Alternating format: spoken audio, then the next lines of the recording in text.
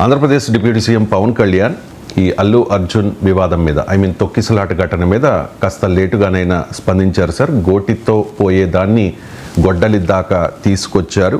తొక్కిసలాట జరగడం బాధాకరం. అల్లు అర్జున్ తరపున వెంటనే ఎవరైనా బాధితుల్ని పరామర్శిస్తే బాగుండేది అండ్ క్షమాపణలు చెప్పి ఉంటే బాగుండేది. సమస్య పెద్దది అయ్యేది కాదు అని చెప్పేసి వెళ్ళి పరామర్శించి కలిస్తే ఇంత అయ్యేది కాదు అనేది పవన్ కళ్యాణ్ అభిప్రాయం సార్. నిజంగా అయ్యేది కాదా? నాకు తెలుస్తాయి. ఎంత ఇష్యూ అయింది సార్, ఎంత ఇష్యూ అయింది కదా సార్. నేను ఎట్లు ఊహించగలుగుతాను, ఎవరైనా ఎట్లు ఊహించగలుగుతాం, ఊహాజనితంగా ఎప్పుడు విశ్లేషించకూడదు. సో అక్కడ పవన్ కళ్యాణ్ మాట్లాడింది అంటే ఇందులో కీలకమైన క్వశ్చన్స్ కొన్ని ఉన్నాయి. ఆ కీలకమైన క్వశ్చన్స్కు పవన్ కళ్యాణ్ ఏం మాట్లాడాడు అన్నది పాయింట్ తప్ప ఇలా అయ్యేదిగా బ్రిటిష్ వాళ్ళు ఇండియాకు రాకపోతే ఏమయ్యేది, బ్రిటిష్ వాళ్ళు రాకపోతే డెన్మార్క్ వాళ్ళు వచ్చాడు, పోర్చుగీస్ వాళ్ళు వచ్చాడు, ఎవరు రాకపోయాడు నాకెలా తెలుస్తుంది. అంటే రేవతి కుటుంబాన్ని పరామర్శించేస్తే ఎవరైనా వరకు వెళ్ళేది కాదా, అదే ఆయన అభిప్రాయం. అది అవుతుందా కాదా అనేది తెలవడానికి ఏదైనా శాస్త్రీయమైన పద్ధతి ఉందా? అలా పొయ్యి ఉంటే ఏం కాదు, అవుతుంది. దానికేం శాస్త్రీయమైన పద్ధతి ఏమన్నా చెప్పండి. శాస్త్రీయమైన పద్ధతి లేకుండా నాగేశ్వర్ మాట్లాడాడు. శాస్త్రీయమైన ప్రాతిపదిక ఉండాలి కదా దేనికైనా. సో అందువల్ల కానీ అందులో I don't want venture in to that speculation. పొయ్యి ఉంటే ఏమయ్యేది, పోకపోతే ఏమయ్యేది, ముందు పోతే ఏమయ్యేది, తర్వాత పోతే ఏమయ్యేది కాదు. ఆయన అభిప్రాయం అని చెప్పాడు. ఇందులో కీలకమైన క్వశ్చన్స్ ఏంటంటే, ఒకటి పోలీస్ అనుమతి ఉండిపోయాడా లేకుండా పోయాడా. పోలీస్ అనుమతి లేదు. డిసెంబర్ 2న వాళ్ళు అప్లై చేశారు. డిసెంబర్ 3న పోలీసులు క్లియర్గా సంధ్యా థియేటర్ యాజమాన్యాన్ని చెప్పారు అనుమతి లేదని. అయినా అల్లు అర్జున్ వచ్చాడు. ఇది ముఖ్యమంత్రి అసెంబ్లీలో చెప్పింది ఇదే, పోలీసులు కోర్టులో చెప్పింది ఇదే. దీనికి అల్లు అర్జున్ ప్రెస్ కాన్ఫరెన్స్లో అన్నది ఏంటంటే, అనుమతి లేకపోవడం ఏంటి, అసలు నాకు పోలీసులే దారి చూపారు కదా, వాళ్ళు దారి క్లియర్ చేస్తుంటే నేను పోయాను కదా, దారే క్లియర్ చేస్తున్నారంటే మరి అనుమతి ఉన్నట్లే కదా, లేకపోతే నాకు ఒక్క మాట చెప్పుంటే బాధ్యత గల పౌరునికి అనుమతి లేదని నేను అప్పుడే రిటర్న్ అయ్యేవాడిని కదా. ఇది అల్లు అర్జున్ చెప్పింది. Completely contrary to what chief minister side. Pawan Kalyan ఈ పాయింట్ పైన అసలు మాట్లాడలే. అనుమతి గురించి ఎక్కడా దాని ప్రస్తావన కూడా తీయలే నాకు గుర్తున్నంత వరకు. సబ్జెక్టు కరెక్షన్ నేను 20 నిమిషాల వీడియో ఉంది చూశాను. మొదటి పాయింట్ ఇది. సో అందువల్ల ఫస్ట్ క్వశ్చన్కు Pawan Kalyan did not answer, అనుమతి ఉందా లేదా. రెండో క్వశ్చన్, అనుమతి ఉందా లేదా తర్వాత సంగతి. అనుమతి ఉన్న సంధ్యా థియేటర్లో వెళ్ళి కామ్గా సినిమా చూసి మళ్ళీ కామ్గా బయటికి వెళ్ళాలి. ఈ ప్రశ్న పైన కూడా డిఫరెన్స్ ఆఫ్ ఒపీనియన్. ముఖ్యమంత్రి అన్నది ఏంటి, అసలు రోడ్ షో జరుపుకుంటూ వెళ్ళాడు, అసలు రోడ్ షోకి అనుమతి ఎక్కడుంది, అసలు మొత్తానికి రావడానికి అనుమతి లేకపోతే రోడ్ షో అయింది, పోయేటప్పుడు రోడ్ షో చేసుకుంటూ వెళ్ళాడు, రిటర్న్లో కూడా మళ్ళీ రోడ్ షో అని అనకపోయినా తన అభిమానులను అభివాదం చేస్తూ వెళ్ళాడు. ఇది న్యాయమా? ఇది celebrity versus common man safety అని. దీనికి పవన్ కళ్యాణ్ ఏం ఆన్సర్ ఇచ్చాడు, రోడ్ షో చేయలేదు అని అల్లు అర్జున్ వాదన. దీనికి ముఖ్యమంత్రి వాదనకు అల్లు అర్జున్ ఏమన్నాడు, నేను రోడ్ షో చేయలేదు, ఒక స్టార్గా వేలాది మంది నా కొరకు వచ్చినప్పుడు నేను అహంకారం అనిపించుకుంటారు కదా, నేను కనబడకపోతే. అయినా భద్రతా సిబ్బంది పోలీసులే చెప్పారు, మీరు ఒక్కసారి కనబడితే వాళ్ళు పక్కకు జరుగుతారు అని. నా కారుకు వేక్ కూడా లేనప్పుడు నేను లేచి వాళ్ళకి అభివాదం చేశాను అన్నాడు. ఈ ప్రశ్న పైన పవన్ కళ్యాణ్ ఏమన్నాడు, ఇది కూడా చూడండి, ముఖ్యమంత్రి కూడా చెప్పాడు, అల్లు అర్జున్ ఇంకోటి చెప్పాడు. పవన్ కళ్యాణ్ క్లియర్గా ఈ సెకండ్ క్వశ్చన్కు అల్లు అర్జున్కు అనుకూలంగా మాట్లాడాడు. అంటే రోడ్ షో అంటే ఒక హీరో మా అభివాదం చేయకపోతే సరైనది కాదు, వేలాది మంది అభిమానులు కోరుకుంటారు అంటూ ఆయన ఒక రకంగా అల్లు అర్జున్ వ్యాఖ్యల్ని డిఫెండ్ చేశాడు. సో ఇది రోడ్ షో అవునా కాదా అనే డిబేట్లోకి వెళ్ళకపోయినా అల్లు అర్జున్ అభివాదం చేయడం ఎవరైనా హీరోలు చేయాల్సిందే అని వ్యాఖ్యానించాడు.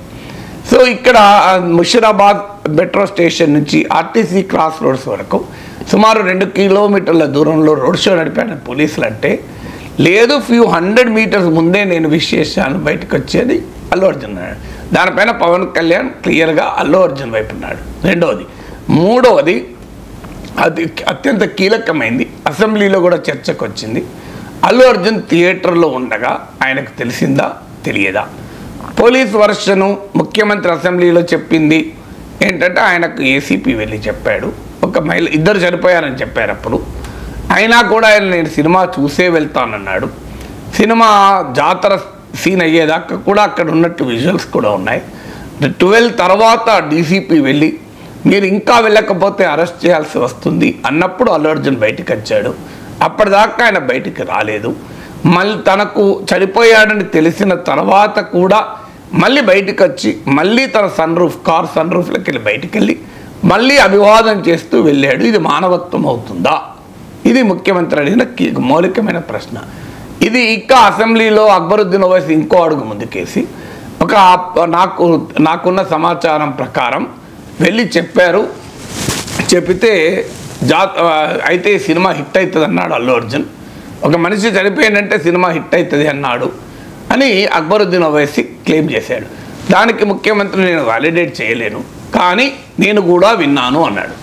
సో ఇది ఇక ఏసీపీ సస్పెండెడ్ ఏసీపీ విష్ణుమూర్తి అయితే నరబలి అయితే హిట్ అవుతుందని ఆయన కామెంట్లు చేశారు. అల్లు అర్జున్ దీనికి ఆన్సర్ ఇస్తూ నేను అంత దుర్మార్గుని కాదు, నాకు కూడా మానవత్వం ఉంది. ఒక్కసారి చనిపోయడం తెలిసినాక నేను ఎలా అలా మాట్లాడతాను? నా మనస్తత్వం మీకు తెలియదా?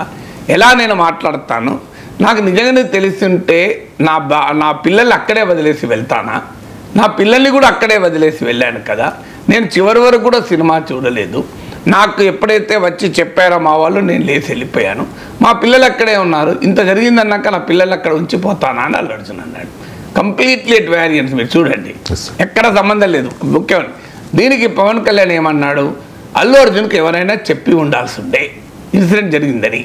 థియేటర్ లోపల ఉన్న అల్లు అర్జున్కు తెలియకపోవచ్చు, కానీ బయట టీం వాళ్ళు ఉంటారు కదా, వాళ్ళు చెప్పి ఉండాల్సి ఉండే అల్లు అర్జున్కు అన్నాడు. అంటే ఎవరి ఆర్గ్యుమెంట్ యాక్సెప్ట్ చేశాడు పవన్ కళ్యాణ్? మళ్ళీ అల్లు అర్జున్ ఆర్గ్యుమెంట్ యాక్సెప్ట్ చేశాడు. ఇక్కడ మూడోది.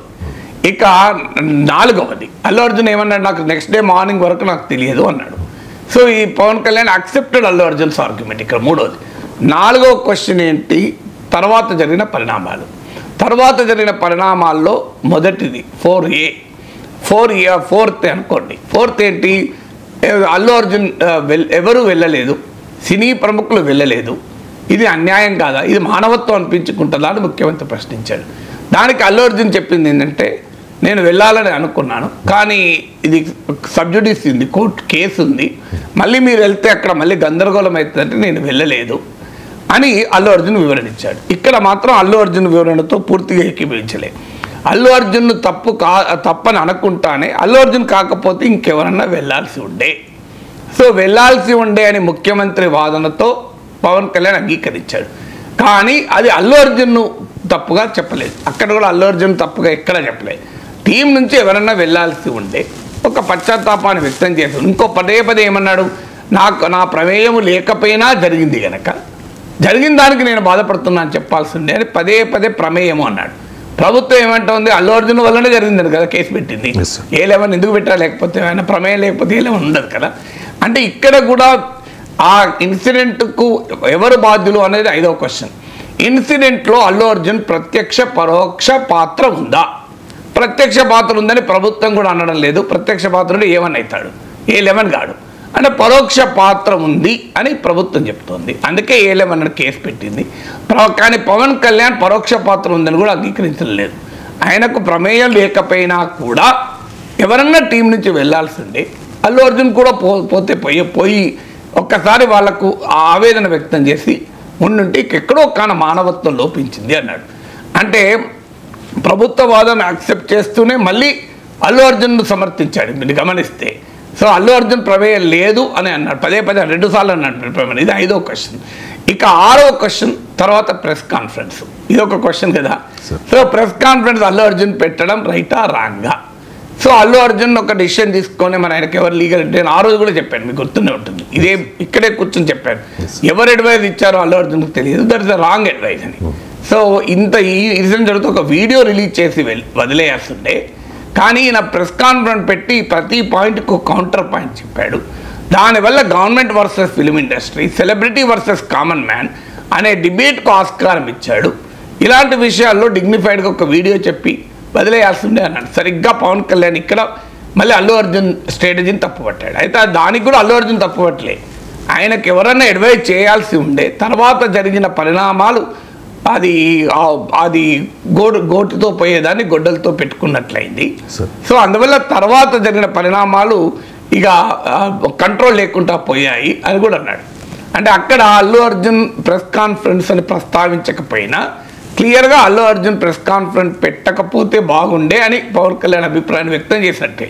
దాని బిట్వీన్ ద లైన్స్ కనుక మనం స్టడీ చేస్తే క్లియర్గా. ఇక 7వ question, Revanth Reddy ego hurt కావడం వల్లనే అల్లు అర్జున్ పైన కసిగా ఈ కక్షతో చేశాడు. ఇది అల్లు అర్జున్ అనలేదు. వాస్తవంగా అల్లు అర్జున్ ప్రభుత్వ వ్యవస్థది ఎవరిది తప్పు పట్టలేము, ఇట్స్ ఏ ప్యూర్ యాక్సిడెంట్ అన్నాడు.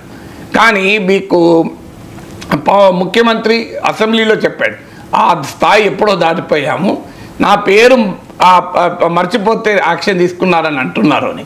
కానీ బీఆర్ఎస్ బీజేపీ పదే పదే రేవంత్ రెడ్డి పేరు చెప్పకపోవడం వల్లనే ముఖ్యమంత్రి ఈగో హర్ట్ ఈ పని చేశాడని. ఇక్కడ ఇష్యూ రేవంత్ రెడ్డి వర్సెస్ అల్లు అర్జున్ కాదు, issue Revanth Reddy versus BRS, Revanth Reddy versus BJP. ఇక్కడ క్లియర్గా పవన్ కళ్యాణ్ రేవంత్ రెడ్డి వైపు ఉన్నాడు. సో ఆ స్థాయి ఎప్పుడో ఆ స్థాయి ఉన్నవాడు కాదు, నాకు వ్యక్తిగతంగా కూడా తెలుసు, ఆయన చాలా పెద్ద నాయకుడు.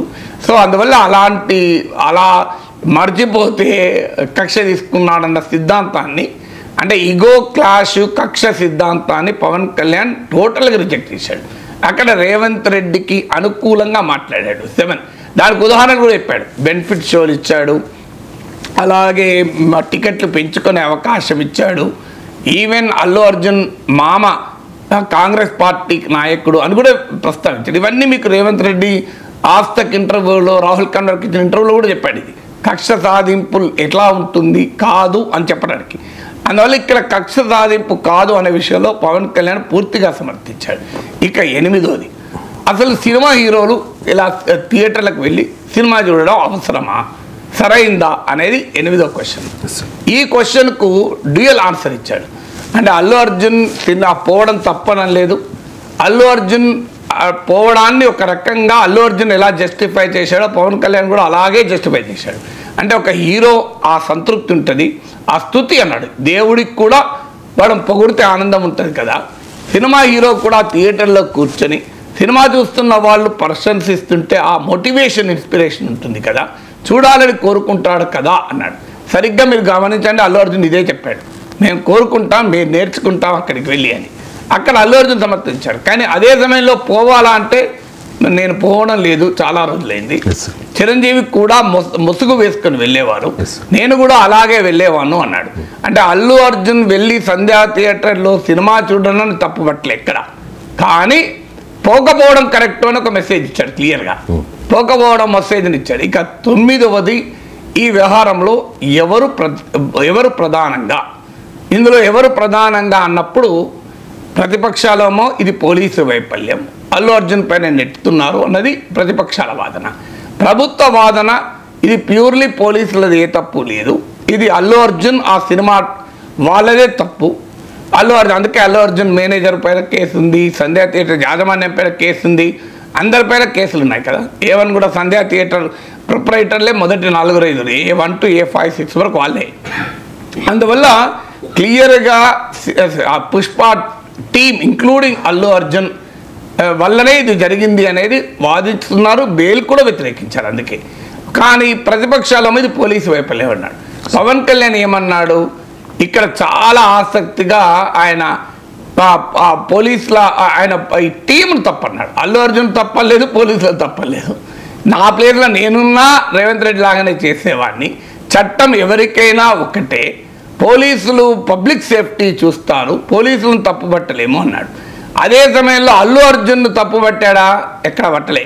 అల్లు అర్జున్కి ఎవరైనా చెప్పి ఉంటే బాగుండేది, అల్లు అర్జున్ పోకపోయినా ఇంకెవరన్నా పొయ్యి ఉంటే బాగుండేది, అల్లు అర్జున్ అభివాదం చేయాలని ఎవరైనా హీరో కోరుకుంటాడు, సినిమా ఎవరైనా చూడాలని కోరుకుంటాడు అంటూ ఒక రకంగా అల్లు అర్జున్ వాదన సమర్థించాడు. కానీ టీంను తప్పుపట్టాడు. ఎందుకంటే పంచాయతీలు ఇది, టీంలు అంటే టీం ఏం మాట్లాడదు, టీం అంటే ఎవరు ప్రొడ్యూసరు, డైరెక్టర్ వాళ్ళే మాట్లాడతారు, వాళ్ళు ఎవరికి వ్యతిరేకంగా మాట్లాడారు, అల్లు అర్జున్ వ్యతిరేకంగా మాట్లాడారు, ముఖ్యమంత్రి వ్యతిరేకంగా మాట్లాడారు. అందువల్ల తెలివిగా పవన్ కళ్యాణ్ ఏం చేశాడు, ఉరిమి మంగళం మీద పడ్డట్లు అటు ముఖ్యమంత్రి వర్సెస్ అల్లు అర్జున్ జరుగుతుంటే ఆ ఇద్దరిని వదిలేసి టీం మీద పడ్డాడు. సో ఆ టీంది తప్పు అని అన్నాడు. ఇక 10వది, స్థూలంగా ఎటువైపు ఉన్నాడు పవన్ కళ్యాణ్. ఈ మొత్తం ఎపిసోడ్లో స్థూలంగా మానవత్వం లోపించింది, డీల్ చేయాల్సిన పద్ధతిలో డీల్ చేయలేదు, గోటితో పోయేదాన్ని గొడ్డలతో తెచ్చుకున్నారని చెప్పడం ద్వారా గవర్నమెంట్ వర్సెస్ పుష్ప ఈ విషయంలో క్లియర్గా ఓవరాల్గా పుష్ప తప్పన్నాడు. అది అల్లు అర్జున్ అని వ్యక్తిగతంగా అనలేదు, కానీ సబ్జెక్టివ్గా పోకుండా ఆబ్జెక్టివ్గా ఇది తప్పు, ఓవరాల్గా బ్యాలెన్స్ అంటాడు. గవర్నమెంట్ ఉన్నది, ఇటు పుష్ప ఉంది. సో గవర్నమెంట్ పుష్ప అంటే పుష్ప వైపే తప్పును ఎత్తి చూపెట్టాడు. అందువల్ల ఈ మొత్తం ఎపిసోడ్లో 10 ప్రశ్నలు, ఈ 10 ప్రశ్నలకు పవన్ కళ్యాణ్ ఇచ్చిన జవాబు అది ముఖ్యం. అందువల్ల పవన్ కళ్యాణ్ చెప్పింది రైటా రాంగ్ ఎవరు ఊహించలేదు. ఏం జరిగి ఉండేది అంటే ఎవరికి ఎలా చెప్పగలుగుతాం? వైసీపీ వాళ్ళు పవన్ కళ్యాణ్ మాట్లాడిన మాటల్ని కూడా తప్పుపడుతూ ఉన్నారు. తప్పంతా అల్లు అర్జున్దే అన్నట్టుగా పవన్ కళ్యాణ్ మాట్లాడారు అన్నది సాక్షిలో వచ్చిన ఒక కథనం సార్. దాంతోపాటుగా అల్లు అర్జున్ అరెస్ట్ అయిన రోజు అంబటి రాంబాబు గారు చేసిన ఒక ట్వీట్, గురువు ఆజ్ఞ శిష్యుడు అమలు, అల్లు అర్జున్ అరెస్ట్, ఇది నా మాట కాదు జనం మాట అని చెప్పి అప్పుడు పోస్ట్ చేస్తే, నిన్న పవన్ కళ్యాణ్ ప్రెస్ మీట్ తర్వాత అంబటి రాంబాబు ట్వీట్ ఇది చూపించండి ఒకసారి.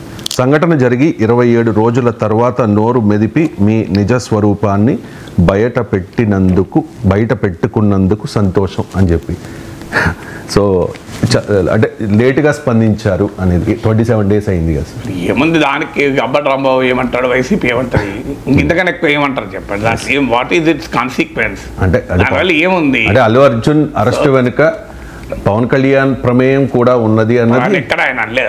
అలా అనలేదు. మనము దయచేసి అలాగే సార్, గురువు ఆజ్ఞ, గురువు అంటే ఎవరు అన్నాడు అక్కడ? చంద్రబాబు నాయుడు. మరి పవన్ కళ్యాణ్ ఎక్కడ ఉన్నాడు? మీరు ఏది పడుతుంది వ్యూస్ కొరకు మనము ఎటో డైరెక్షన్లు ఇవ్వకూడదు. దయచేసి మనకు బాధ్యతాయుతమైన జర్నలిజం ముఖ్యం.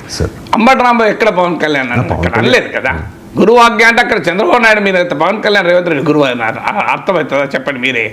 రేవంత్ రెడ్డి గురువా? రేవంత్ రెడ్డికి పవన్ కళ్యాణ్ గురువా?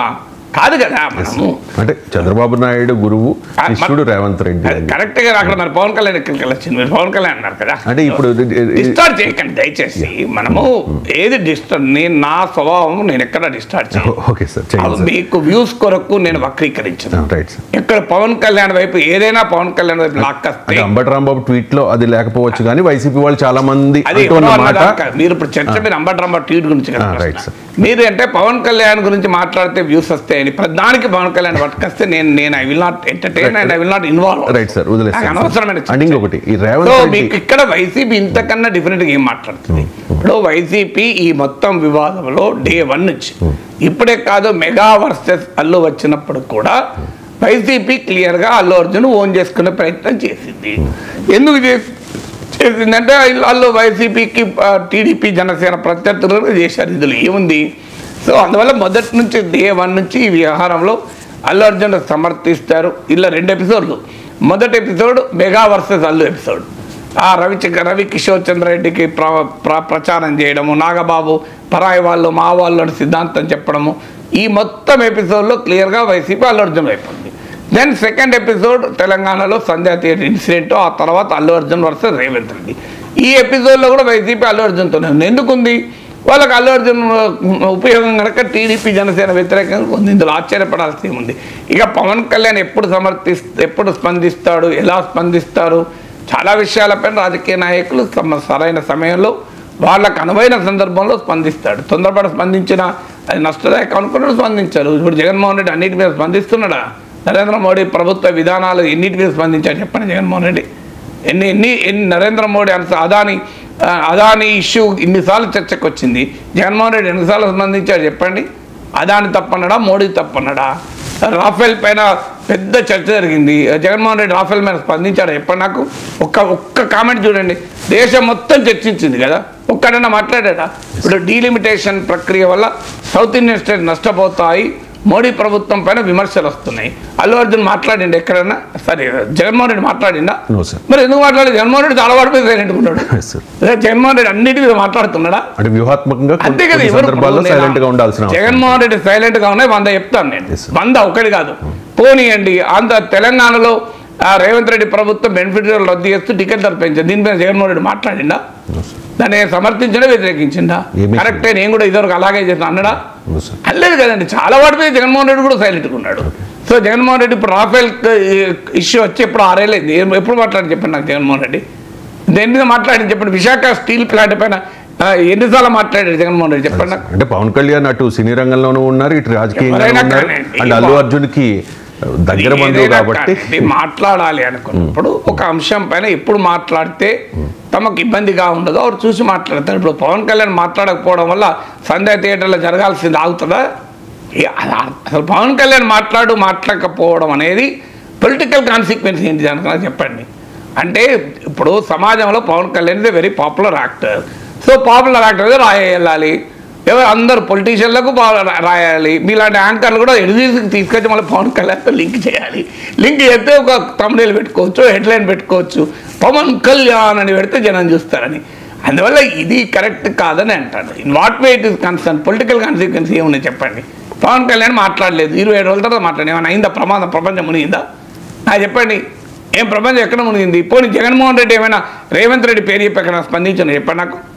ఎక్కడ జగన్మోహన్ రెడ్డి బయట చూపెట్టండి, రేవంత్ రెడ్డి నువ్వు అన్యాయం అల్లు అర్జున్ పేరు ఇలా చేయడం అని అన్నాడా? ట్వీట్ చేశారు సార్. ఒక్క బయట చూపెట్టండి అంటున్నా, బయట ఒకటి చూపెట్టండి నాకు. మరి అల్లు అర్జున్ అరెస్ట్ ఖండిస్తూ అంతే, అది ఖండిస్తుంది. రేవంత్ రెడ్డి ప్రభుత్వ విధానాలపైన ఎక్కడ మాట్లాడినట్టున్నా. అందువల్ల మనం ప్రతిదాన్ని కాంట్రవర్సీ చేసి పవన్ కళ్యాణ్ మీద రాలేయాలి, ఎందుకంటే పవన్ కళ్యాణ్ పాపులరు. ఏం లాజిక్ అండి అది? నాకు అర్థం కాని లాజిక్. రేవంత్ రెడ్డి విషయంలో చాలా పాజిటివ్గా మాట్లాడారు పవన్ కళ్యాణ్ అన్నది చాలామంది చెప్తున్నమాట. అండ్ ఇంకొకటి ఏంటంటే ఆయన రేవంత్ రెడ్డి పాలన మీద మాట్లాడలేదు, కానీ ఈ తొక్కిసలాట వివాదం అల్లు అర్జున్ అరెస్టు నేపథ్యంలో ఆయన వ్యవహరించిన తీరు కక్ష సాధింపులా లేదు అని చెప్పి పవన్ కళ్యాణ్ మాట్లాడారు. ఒకవైపు బీఆర్ఎస్ నాయకులు, కొన్ని బీఆర్ఎస్ను పక్కన పెట్టేద్దాం, బీజేపీ మిత్రపక్షం కాదు సార్ జనసేనకి.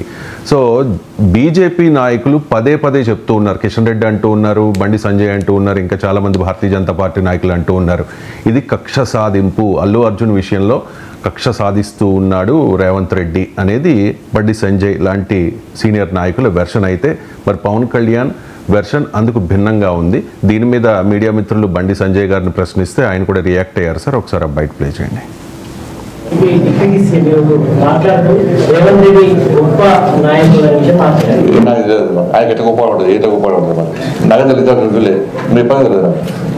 వాళ్ళ గొప్పతనం ఇద్దరు మధ్య అండర్స్టాండింగ్ గొప్పతనం తెలియదు మనం. అంటే ఆయనకు ఆర్గనైజేషన్ తెలిసింది పాపం. 2,500 రూపాయలు మహిళలకు ఇచ్చారు, లేదంటే 15 రూపాయలు భరోసా ఇచ్చారు, 12 రూపాయలు రైతు బిల్లులకు ఇచ్చారు, తులా బంగారం ఇచ్చారు, 2 లక్షల ఉద్యోగాలు భర్తీ చేశారు, లేకుంటే 4,000 రూపాయలు నిరుద్యోగ బుద్ధిస్తున్నారు, 4,000 రూపాయలు ఆహార పెన్షన్ ఇస్తారని తెలిసింది వాచానికి. ఇట్లా పక్క చోరైపోయిన వాచానికి. రైట్. ఇక్కడ పాయింట్ ఏంటంటే సార్, ఎక్కడ ప్రశంసించలేదు పవన్ కళ్యాణ్ రేవంత్ రెడ్డి పాలన బాగుంది అని చెప్పి. ఆయన ఈ సినిమా వ్యవహారంలో జగన్లా సినిమాలను ఆపేసి కక్ష సాధింపు చేయలేదు అని మాత్రం ఒక మాట చెప్పారు సార్ పవన్ కళ్యాణ్ ఈ విషయం. బీజేపీలోనే 2 మాటలున్నప్పుడు పవన్ కళ్యాణ్కు వేరే పార్టీ కదా. ఇప్పుడు పురంధేశ్వరి రేవంత్ రెడ్డి తప్పు పట్టారు, విష్ణుకుమార్ సమర్థించారు, శాసనసభా పక్ష నేత కదా.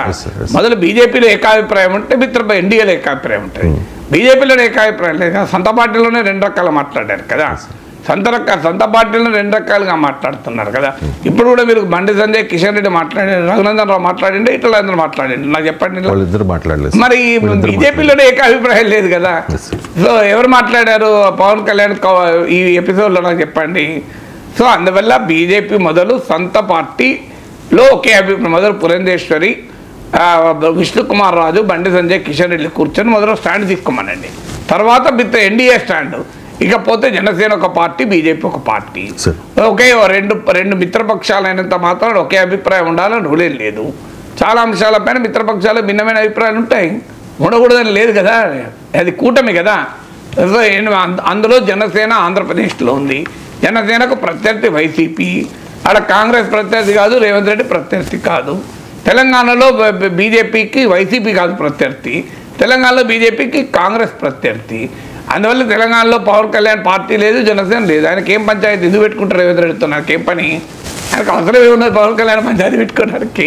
రాజకీయ it's all A function of politics. మీకు మిత్రులుగా ఉన్నప్పుడు ఒక రకంగా ఉంటారు, ప్రత్యర్థులు ఉన్నప్పుడు ఒక రకంగా ఉంటారు. So function of political context కదా. ఆంధ్రప్రదేశ్ పొలిటికల్ కాంటెక్స్ట్ వేరు, తెలంగాణ పొలిటికల్ కాంటెక్స్ట్ వేరు. తెలంగాణ పొలిటికల్ కాంటెక్స్ట్లో జనసేనకు రేవంత్ రెడ్డి ప్రత్యర్థి కాదు, శత్రువు కాదు. సో అందువల్ల రేవంత్ రెడ్డి ఎందుకు మాట్లాడతారు ఇక్కడ? రేవంత్ రెడ్డి వ్యతిరేకంగా పవన్ కళ్యాణ్ ఎందుకు మాట్లాడతారు? ఎన్డీఏ ప్రభుత్వంలో డిప్యూటీ సీఎంగా ఉన్న పవన్ కళ్యాణ్ ఇండియా కూటమిలో కాంగ్రెస్ సీఎంని పొగడ్డం అలా ఉండదు. మీకు అట్లాంటి విష్ణుకుమార్ రాజు ఎందుకు పొగిడాడు అంటున్నా నేను. రేవంత్ రెడ్డి పొగుడుతూ మెసేజ్ కూడా పెట్టిన అన్నాడు కదా, ఇండియా కూటమి ఎన్డీఏ కూటమి పక్క పెట్టండి సార్. కాంగ్రెస్ ముఖ్యమంత్రి బీజేపీ నాకు ఎందుకు పొగిడాడు? కాంగ్రెస్ నాయకుడిని బీజేపీ శాసనసభాపక్ష నేత పొగిడాడు. పోనీ విష్ణుకుమార్ రాజుకి ఏమైనా షోకాజ్ నోటీస్ ఇచ్చిండ్రా నాకు చెప్పండి, ఏమిచ్చారు చెప్పండి? అందువల్ల విష్ణుకుమార్ రాజే రేవంత్ రెడ్డి పొగుడుతుంటే పవన్ కళ్యాణ్ అభిప్రాయం చెప్పడం తప్ప ఇండియా కూటమిలో ఉన్న వాళ్ళంతా అరవింద్ కేజ్రీవాల్ కాంగ్రెస్ తిడతలేడా? కాంగ్రెస్ పార్టీ అరవింద్ కేజ్రీవాల్ తిడతలేరా? ఫార్జీవాల్ కేజ్రీవాల్ కాదు ఫార్జీవాల్ అన్నాడు. మరి వాళ్ళు ఇండియా కూటమి తిరుగుంటలేరా? ఇండియా కూటమిలో ఉన్న వాళ్ళందరూ ఒకే రకమైన అభిప్రాయంతో ఉంటారా? మీకు ఎస్సీ వర్గీకరణ మోడీ సమర్థించాడు వచ్చి, సొంతపాటి చిరాగ్ పాస్వాన్ వ్యతిరేకిస్తున్నాడు. లాటరల్ ఎంట్రీ మోడీ ప్రతిపాదించాడు, నితీష్ కుమార్ చిరాగ్ పాస్వాన్ వ్యతిరేకించారు. ఎన్డీఏలోనే భిన్నాభిప్రాయాలు ఉన్నాయి కదా. ఎన్డీఏ ముఖ్యమంత్రి ఎన్డీఏలో ఉన్న వాళ్ళందరూ ఒకేసారి తీసుకొని రూలే లేదు కదా. అలా అయితే అదాని విషయంలో రాహుల్ గాంధీ అదే ప్రధానమైన అంశం అన్నాడు, అఖిలేష్ యాదవ్ కాదన్నాడు, మమతా బెనర్జీ కాదన్నారు, మాకు అనేక ఇతర అంశాలు ఉన్నాయన్నారు. సో ఇంత తేడాలు ఉంటాయి కదా. అలా మీరు ఇండియా కూటమి సీఎం పైన ఎన్డీఏ కూటమి నేతలు, ఎన్డీఏ కూటమి వేరు, ఇండియా కూటమి వేరండి, ఎవరి పార్టీ అభిప్రాయాలు వాళ్ళకు ఉంటాయి కదా. ప్రొఫెసర్ గారు, డొనాల్డ్ ట్రంప్ అధ్యక్షుడు అయితే అక్కడ పనిచేసే ఎంప్లాయీస్ విషయంలో, అలాగే అక్కడ చదువుకునే విద్యార్థుల విషయంలో చాలా కొన్ని అపోహలు, భయాలు ఉండేవి సార్, ఉన్నాయి కూడా ప్రస్తుతానికి. సో ఈ H1B వీసాలు ఉంటాయా లేదా అనే దాని మీద కూడా సస్పెన్స్ కంటిన్యూ అవుతోంది. ఇంతకీ H1B వీసాలు ఉంటాయా సార్? సస్పెన్స్ అనేది ట్రంపే చెప్పాడు కదా, I'm a supporter of H1B అని. అయితే ఈ ప్రశ్న ఎందుకు ఉత్పన్నమవుతుంది అంటే, ట్రంప్ అయితే ఇప్పుడైతే క్లియర్గా I'm a supporter of H1B programme, it's a great programme అన్నాడు. నేను నా కంపెనీలో కూడా H1B వీసాలు వాడుతున్నాను, అందువల్ల ఇది ప్రోగ్రామ్ నా సపోర్ట్గా మాట్లాడాడు. కానీ ట్రంప్ పైన ఒత్తిడి అయితే పెరుగుతోంది. ఎందుకు అసలు ఇది మనకు అర్థం కావాలంటే మొదలు H1B వీసాలు ఏంటో అర్థం కావాలి, దీనికి ఎవరు లాభపడుతున్నారు, ఎవరి ప్రయోజనాలు నెరవేరుతున్నాయనేది అర్థం కావాలి, ఏ కంట్రీ వరకు ఇది ఎక్కువ వీసాలు H1B వీసాలు వస్తున్నాయనేది అర్థం కావాలి, తర్వాత ఏం జరుగుతుంది అనేది మనం అంచనాకు రావచ్చు. అమెరికాకు వెళ్ళేందుకు రకరకాల వీసాలు ఉంటాయి. స్టూడెంట్ వీసా ఉంటుంది, అలాగే మీకు టూరిస్ట్ వీసా ఉంటుంది, తర్వాత డిపెండెంట్ వీసా ఉంటుంది, ఎక్స్ట్రాడినరీ అని ఒక వీసా ఉంటుంది, తర్వాత మీకు బాగా పెట్టుబడి పెడితే కూడా ఒక వీసా ఇస్తారు, గ్రీన్ కార్డ్ లాంటివి ఇస్తారు. సో ఇలా రకరకాల వీసాల్లో కీలకమైనది, ముఖ్యమైనది H1B వీసా. H1B వీసా ఏంటంటే హైలీ స్కిల్డ్ పర్సనల్, అంటే అమెరికన్ ఎకానమీకి కావలసిన, అమెరికన్ ఎకానమీని ప్రొపైల్ చేయడానికి కావలసిన నైపుణ్యం కలిగిన మానవ వనరులు, స్కిల్డ్ హ్యూమన్ రిసోర్సెస్ ఎక్కడైతే క్రిటికల్ గ్యాప్స్ ఉన్నాయో ఆ క్రిటికల్ గ్యాప్స్ను ఫిలప్ చేయడానికి H1B వీసాలు ఇస్తూ ఉంటారు. సో H1B వీసా అనేది essentially meant for highly skilled, highly talented human resources to fill the critical gaps in the human resources. మీకు అమెరికన్ ఎకానమీకి కీలకమైంది. ఈ H1B వీసాను ఉపయోగించి అమెరికాకు సిగ్నిఫికెంట్గా కంట్రిబ్యూట్ చేసిన వాళ్ళ పేర్లు తీస్తే మనకు అర్థమవుతుంది ఈ వీసాల ప్రాధాన్యత ఏంటి అని. మీకు సుందర్ పిచయ ఇలా గూగుల్ ప్రపంచంలో అత్యంత శక్తివంతమైన కంపెనీకి CEO, H1B వీసా పైన అమెరికాకి వెళ్ళాడు మొదలు. Satya Nadella Microsoft CEO H1B visa పైనే వెళ్ళాడు. ఇలా even Elon Musk H1B visa పైనే సౌత్ ఆఫ్రికా నుంచి అక్కడికి వెళ్ళాడు. సో అందువల్ల H1B వీసా ప్రోగ్రామ్ అమెరికన్ ఎకానమీకి ఒక సుందర్ పిచైను, ఒక సత్య నాదెల్లను, ఒక ఇలాన్ మస్క్ను అందించిందంటే దాని కంట్రిబ్యూషన్ ఎంతో మనం అర్థం చేసుకోవాలి. సో అందువల్ల H1B వీసాల వల్ల ఏదో భారతదేశానికి లాభము, చైనాకి లాభం అని కాదు, వాస్తవంగా లాభపడేది అమెరికా. ఎందుకంటే అమెరికన్ ఎకానమీకి అత్యంత కీలకమైన ఆ ప్రొపైల్ చేయాల్సిన, ఎకానమీని ప్రొపైల్ చేయాల్సిన మానవ వనరులను క్రియేట్ చేస్తుంది. ఈ మానవ వనరుల వల్ల అమెరికన్ ఎకానమీ ఎక్స్పాండ్ అయ్యి, బిజినెస్ ఎక్స్పాండ్ అయ్యి, పెద్ద ఎత్తున ఉపాధి అవకాశాలు క్రియేట్ అయ్యి అమెరికన్స్ కూడా బెనిఫిట్ అవుతుంది. ఇప్పుడు సత్య నాదెల్లా వచ్చాక మైక్రోసాఫ్ట్ ఎంత అభివృద్ధి అయింది. సత్య నాదెల్లా ఇంట్రొడ్యూస్ చేసిన ఇన్నోవేషన్స్, క్లౌడ్ కంప్యూటింగ్ అనేది కానీ, మీకు ఇలా పెద్ద ఎత్తున క్రియేట్ అయింది. ఇలాన్ మస్క్ సౌత్ ఆఫ్రికా నుంచి H1B వీసా మీద వచ్చి ఆయన క్రియేట్ చేసిన కంపెనీలు మీరు ఇవాళ స్పేస్ ఎక్స్ కావచ్చు, టెస్లా కావచ్చు, ఇవాళ ఎక్స్ కావచ్చు, ఇవాళ ఎంత అమెరికన్ ఎకానమీ కంట్రిబ్యూట్ చేస్తున్నాయి. సో ఈ వాస్తవాన్ని అమెరికా మర్చిపోదు. అందుకే ట్రంప్ లాంటి యాంటీ ఇమిగ్రెంట్ స్వభావం కలిగిన వ్యక్తి కూడా, ఎందుకంటే is a business man himself కనుక ఈ understood the importance of H1B visa programme for American economy. ఇక అమెరికన్ ఎకానమీకి లాభంతో పాటు మన ఇండియన్స్కి లాభం. H1B visa India specific visa కాదు. చాలామందికి రాంగ్ నోషన్ ఉంటుంది, ఇది భారతీయుల కొరకు ఇచ్చే వీసా. ఒక కంట్రీ ఇంకో కంట్రీ కొరకు ప్రత్యేకంగా వీసాలు ఇవ్వదు. సో H1B వీసా ఏంటంటే స్కిల్డ్ మ్యాన్ పవర్కి ఇస్తారు. అందులో అత్యధికంగా కంప్యూటర్ బేస్డ్ జాబ్స్లో H1B వీసాలు ఎక్కువ ఉన్నాయి. ముఖ్యంగా science, technology, engineering, mathematics stem courses అంటారు. ఈ స్టెమ్ కోర్సెస్లో ఉన్న మ్యాన్ పవర్ షార్టేజ్ను ఫిలప్ చేస్తానికి ఇస్తున్నారు. సో అందువల్ల ఐటీ కంపెనీలు ప్రధానంగా ఈ H1B వీసాలు వాడుతున్నారు. మీకు ఈ లాస్ట్ ఫైనాన్షియల్ ఇయర్ లెక్కలు తీస్తే H1B వీసాలలో 72% ఇండియన్స్కి వచ్చింది. 72%. ఎందుకంటే మన వాళ్ళు మ్యాథమెటిక్స్లో చాలా కంపారిటివ్లీ బెటర్గా ఉంటారు. మీరు ఏషియన్సే బెటర్గా ఉంటారు. దీనికి ఒక థీరీ కూడా ఉంది. ఎంత థీరో కానీ that has to be established. ఒక ఆథర్ రాశాడు అవుట్లయర్స్ అనే పుస్తకంలో. ఏంటి అంటే వరి పండించే ప్రాంతాల్లో చాలా పేషెన్స్ ఉంటుంది వాళ్ళకు. ఎందుకంటే వరి ఇదంతా కష్టపడితే వరి పండుతుంది. మీకు ట్రాపికల్ క్లైమేట్లో వ్యవసాయం అనేది 365 రోజుల పని. కానీ మీకు చలి దేశాల్లో వ్యవసాయం 365 రోజుల పని ఉండదు. అందువల్ల ఆ పేషెన్స్ వల్ల మ్యాథమెటిక్స్లో టాలెంటెడ్గా ఉంటారు ఏషియన్స్ అమెరికన్స్తో పోలిస్తే అని ఒక థీరీ ఉంది. I don't know that theory, but the fact remains. మీకు ఈ H1B వీసాల్లో 72% ఇండియన్స్, 11% లాస్ట్ ఫైనాన్షియల్లో 11% చైనీస్, ఇక మిగతా వాళ్ళు ఉన్నారు. సో అందువల్ల ఇది ఏం భారతీయులకు మాత్రమే ఉద్దేశించింది కాదు. అందువల్ల ఇది మనకు మొదలుగా అర్థం కావాల్సింది what are H1B visas and how they contribute to American economy. నిజంగా చెప్పాలంటే H1B వీసాలు ఆగిపోతే వ్యక్తులుగా కొంతమంది భారతీయ బిడ్డలకు నష్టం, అందులో అనుమానమే లేదు. సో ఇప్పుడు నా కొడుకు కూడా H1B వీసా పైన అమెరికాలో ఉన్నాడు, గూగుల్లో జాబ్ చేస్తున్నాడు. కానీ అదే సమయంలో H1B వీసాలు ఆగిపోతే ఏమవుతుంది నోబడి నోస్. వాళ్ళందరూ ఇండియాకు వస్తే మన భారతదేశంలో వాళ్ళందరినీ మన ఐటీ రంగం ఇమిడ్చుకోగలుగుతుందా? ఇక్కడ ఎంతమంది డిస్ప్లేస్ అవుతారు?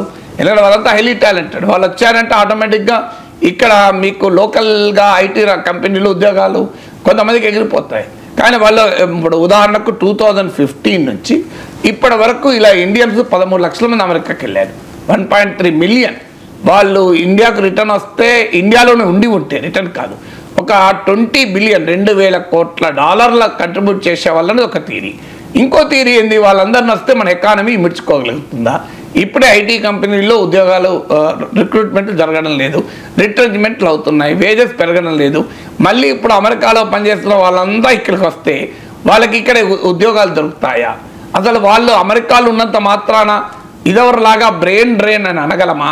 ఎందుకంటే వాళ్ళు ఇండియాకి వచ్చి మళ్ళీ ఇన్వెస్ట్ చేస్తున్నారు. ఇప్పుడు ఇలా రియల్ ఎస్టేట్లో మీకు అమెరికన్ టెక్కీస్ ఇన్వెస్ట్మెంటే ప్రధానం కదా. అమెరికాలో పనిచేసి వచ్చి మళ్ళీ ఇండియాలో వచ్చి కంపెనీలు పెడుతున్నారు, ఇండియాలో స్టార్టప్లకు ప్రోత్సాహాన్ని ఇస్తున్నారు, ఇండియాలో వచ్చి ఇన్నోవేషన్కు ప్రోత్సహిస్తున్నారు.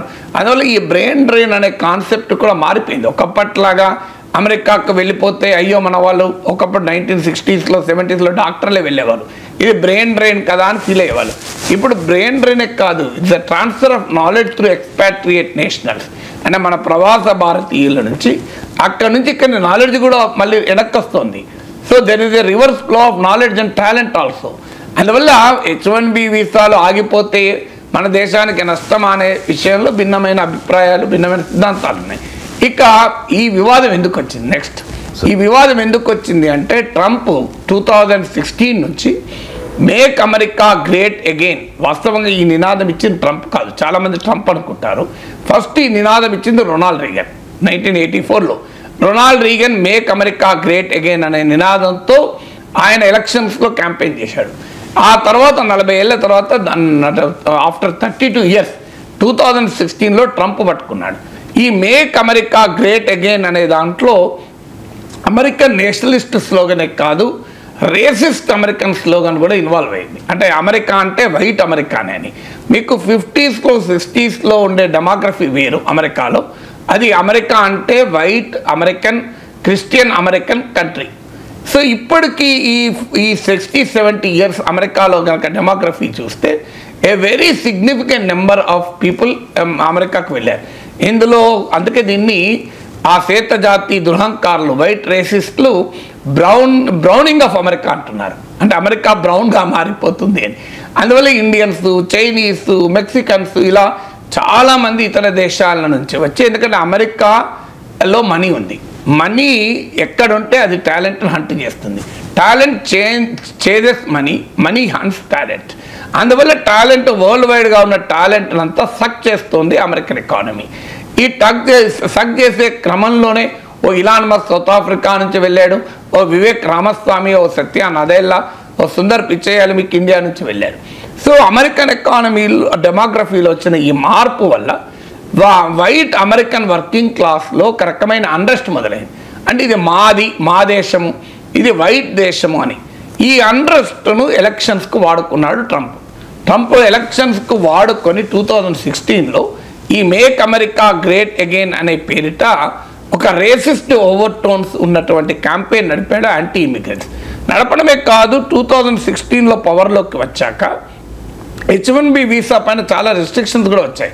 ఇవాళ ఎందుకు ఆందోళన కలుగుతుంది? ట్రంప్ బహిరంగంగా H1B వీసా ఇది గ్రేట్ ప్రోగ్రామ్ అని సమర్థించినా కూడా అనుమానాలు కలగడానికి కారణం ఏంటంటే బికాజ్ ఆఫ్ ట్రంప్ 1.0లో చేసింది.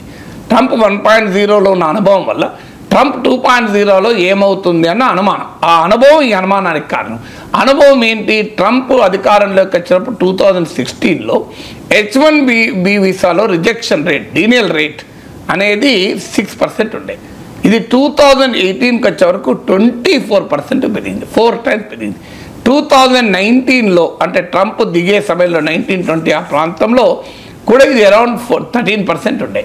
సో అందువల్ల ఇలా సిగ్నిఫికెంట్గా ట్రంప్ అడ్మినిస్ట్రేషన్ ఫస్ట్ టైంలో H1B వీసాల పైన, గ్రీన్ కార్డుల పైన చాలా రెస్ట్రిక్షన్స్ ఉన్నాయి. ఇవాళ గ్రీన్ కార్డులు చూస్తే మీరు స్పౌజెస్కు, పేరెంట్స్కు, చిల్డ్రన్కు ఇలాంటి వాళ్ళ గ్రీన్ కార్డ్స్ వస్తున్నాయి తప్ప నార్మల్గా H1B వీసా నుంచి గ్రీన్ కార్డుకు ట్రాన్సిషన్, గ్రీన్ కార్డు నుంచి సిటిజన్షిప్ ట్రాన్సిషన్.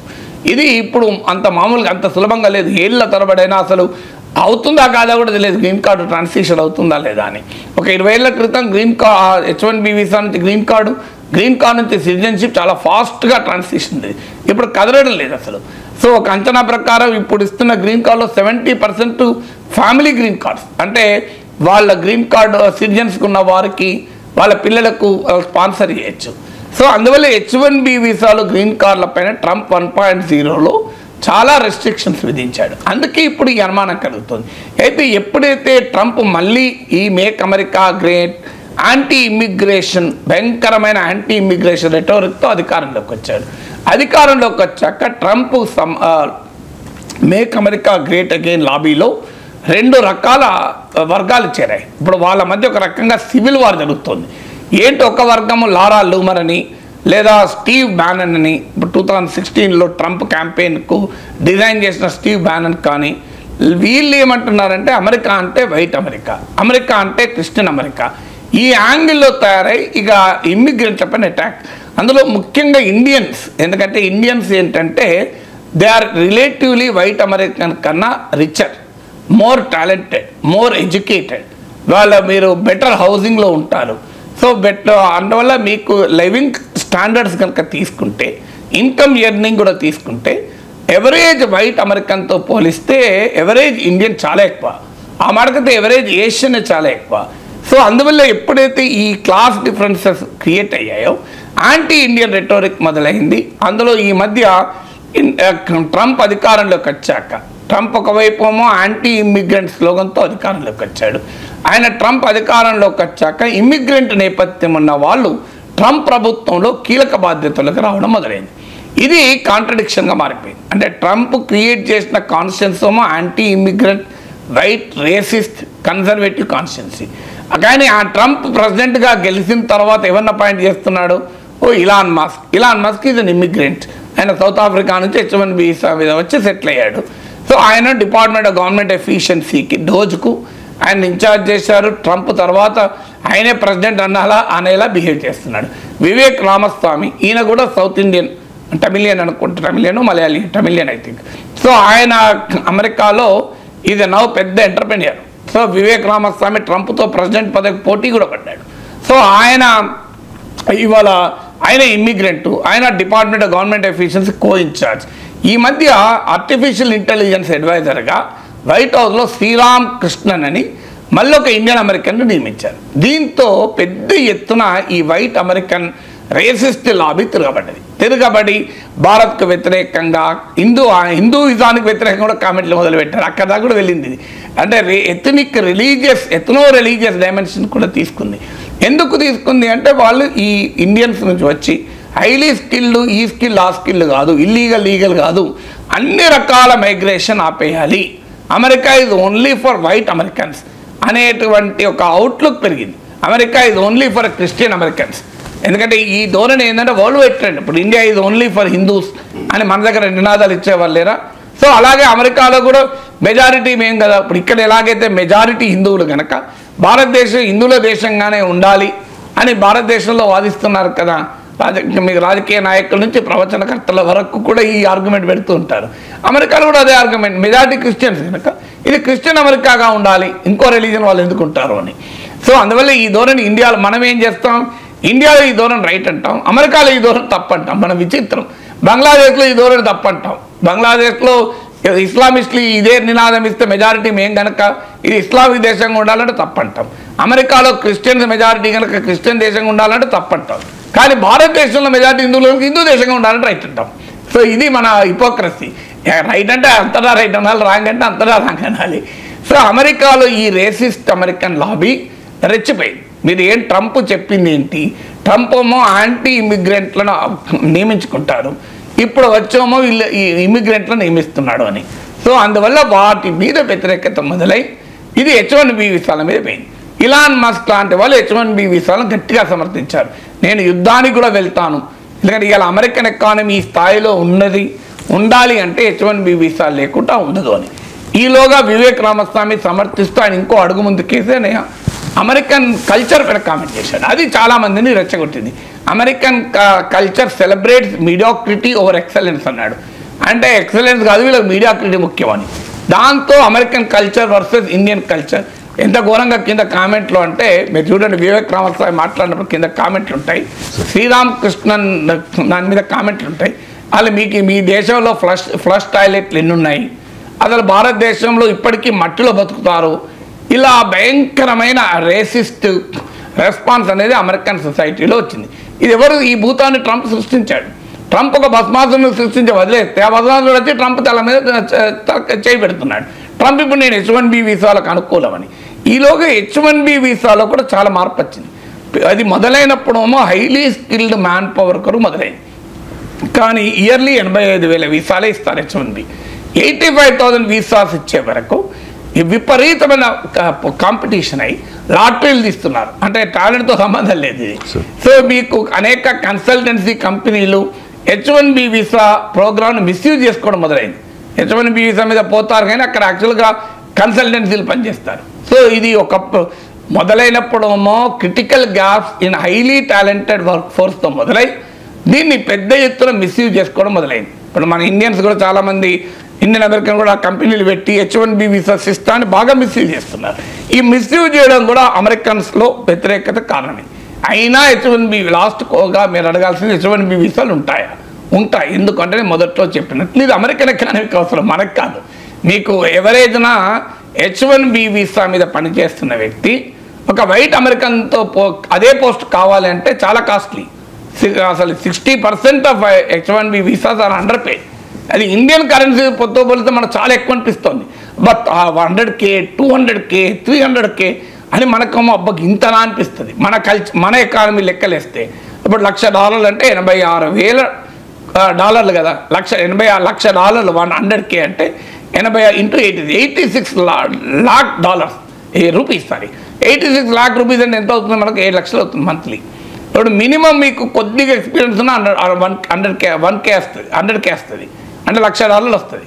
$1,00,000 అంటే $86 లక్షల, అంటే బై 12 అంటే $7 లక్షల. $7 లక్షల ఇండియాలో శాలరీ అంటే మామూలు విషయం కాదు కదా. మీకు ఇంకొద్దిగా టాలెంట్ ఉంటే $2 లక్షల వస్తాయి. $2 లక్షల అంటే ఇండియన్ కరెన్సీ ప్రకారం 14 లక్షలు పర్ మంత్. అంటే వాస్తవంగా అట్లా కౌంట్ చేయలేము, ఎందుకంటే అక్కడ వెళ్ళి దోశ తింటే $10 అవుతుంది. మరి $10 ఇక్కడ దోశ $10 కాదు కదా. నువ్వు ఏ హోటల్ పోయినా $10 కాదు. బట్ స్టిల్ పర్చేజింగ్ పవర్లో తేడా ఉంటుంది. Still it very huge money. అంటే ఈ H1B వీసాలో పోయిన వాళ్ళు ఇండియన్ ఎకానమీతో పోలిస్తే it is turning out to be huge money. కానీ అమెరికన్ ఎకానమీ పర్స్పెక్టివ్లో చూస్తే అదే వైట్ అమెరికన్ పెట్టుకోవాలి, అమెరికన్ సిటిజన్ పెట్టుకోవాలంటే చాలా కాస్ట్లీ. అందువల్ల మన వాళ్ళు చీప్ వర్క్ ఫోర్స్ యాక్చువల్గా. సో అందువల్ల American companies are enjoying our cheap work force. American economy is enjoying. అందుకే డొనాల్డ్ ట్రంప్ లాంటి highly racist, white supremacist, anti immigrant Trump కూడా ఈ రియాలిటీ తెలుసు కనుక ఆయన సపోర్ట్ చేస్తున్నాడు. కానీ ఇది ఆ ట్రంప్కున్న మద్దతుదారులు అంగీకరించలేకపోతున్నారు. అందువల్ల ట్రంప్ తన మద్దతుదారులైన కన్జర్వేటివ్ వైట్ రేసిస్ట్ అమెరికన్ లాబీకి లొంగిపోతాడా, లేదా అమెరికన్ ఎకానమీకి ఉన్న అవసరం రీత్యా ఇటువైపు ఉంటాడా చూడాలి. బట్ గతంలో American president first time president అయినప్పుడు ఆంక్షలు పెట్టాడు.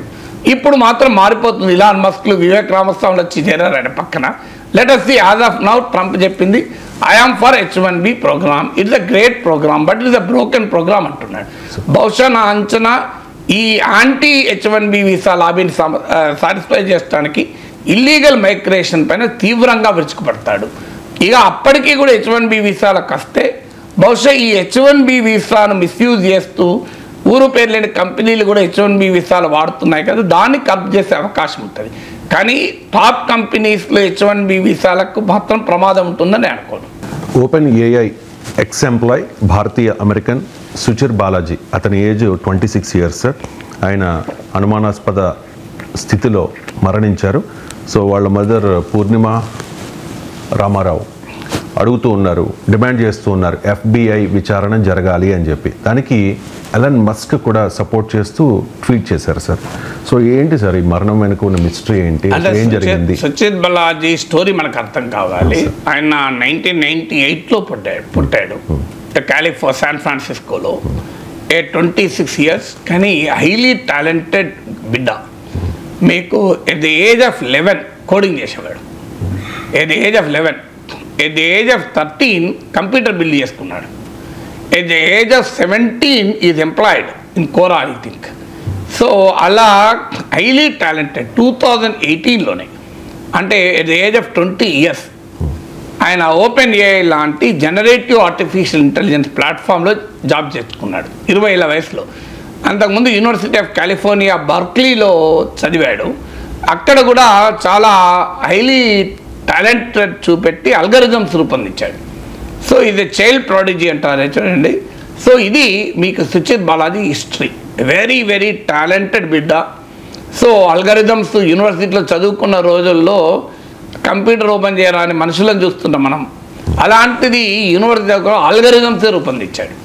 సో ఇతను 2018లో ఓపెన్ ఏఐ ఎస్టాబ్లిష్ అయినప్పుడు అది జనరేటివ్ ఆర్టిఫిషియల్ ఇంటెలిజెన్స్ రంగంలో, ఆర్టిఫిషియల్ ఇంటెలిజెన్స్ రంగంలో పనిచేయడానికి మొదలైనప్పుడు it was a non profit enterprise ఇది open AI. So non profit ఎంటర్ప్రైజ్లో చేరాడు. బాలాజీ ఏంటంటే not just highly technically talented but highly idealistic values ఉన్నవాడు. అంటే ఆర్టిఫిషియల్ ఇంటెలిజెన్స్ మానవ సమాజానికి ఉపయోగపడాలి, not for profit, it is for people. So not for people over profit, ఇది హ్యుమానిటీకి ఉపయోగపడాలి అనే ఒక గొప్ప లక్ష్యంతో ఉన్న బిడ్డ. సహజంగానే open AI non profit company కనుక అక్కడ చేరి 4 ఇయర్స్ పనిచేశాడు. 2022లో ఓపెన్ ఏఐ స్వభావం పూర్తిగా మారిపోయింది. చాట్ జీపీటీ లాంచ్తో మొత్తం మారిపోయింది. చాట్ జీపీటీ వరల్డ్లో ఒక రెవల్యూషన్ అయింది. ఆ వరల్డ్లో ఎప్పుడైతే చాట్ జీపీటీ రెవల్యూషన్ అయిందో ఇక ఓపెన్ ఏఐ కాస్త నాన్ ప్రాఫిట్ నుంచి ప్రాఫిట్ వెంచర్గా మారిపోయింది. సో ఈ ట్రాన్స్ఫర్మేషన్ బాలాజీ డైజెస్ట్ చేసుకోలేకపోయాడు. సో ఆయన 2024 ఆగస్టులో అనుకుంటారు ఈ లెఫ్ట్ ఓపెన్ ఏఐ. ఓపెన్ ఏఐని వదిలేశాడు. ఆయన స్టార్టెడ్ ఈజ్ ఓన్ ఒక మెడికల్ కేర్ ఏఐని నాన్ ప్రాఫిట్ వెంచర్ మొదలుపెట్టాడు. అంటే వైద్య సేవలు అందించేటువంటి ఆర్టిఫిషియల్ ఇంటెలిజెన్స్ ప్లాట్ఫామ్ రూపొందించాలి వైద్య రంగానికి ఉపయోగపడేదని అనే మెడికల్ కేర్ ఏఐని మీద వర్క్ చేస్తున్నాడు. ఇలాంటి వ్యక్తి 2024 అక్టోబర్ అనుకుంటాను న్యూయార్క్ టైమ్స్కి ఒక ఇంటర్వ్యూ ఇచ్చాడు. ఈ ఇంటర్వ్యూలో ఓపెన్ ఏఐ అనుసరిస్తున్న ప్రాక్టీసెస్ పైన చాలా తీవ్రంగా ప్రశ్నించాడు. అందుకే దీన్ని విజిల్ బ్లోయర్ అంటారు.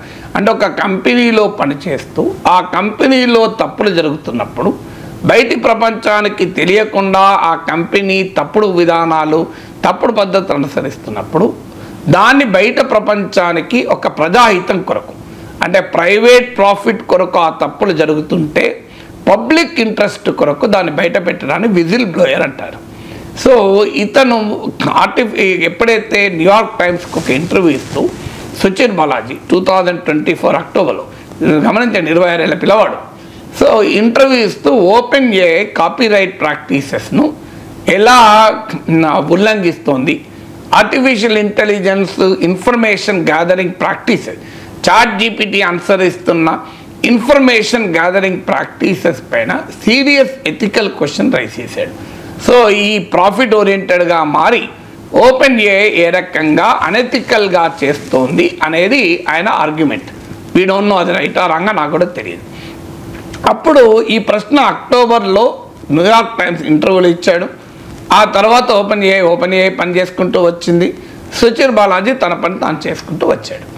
నవంబర్లో అప్పుడు సమస్య ఏమొచ్చిందంటే ఈ సుచిర్ బాలాజీ అకస్మాత్తుగా ఆయన అపార్ట్మెంట్లో శాన్ ఫ్రాన్సిస్కోలో అపార్ట్మెంట్లో శవమై తేలాడు.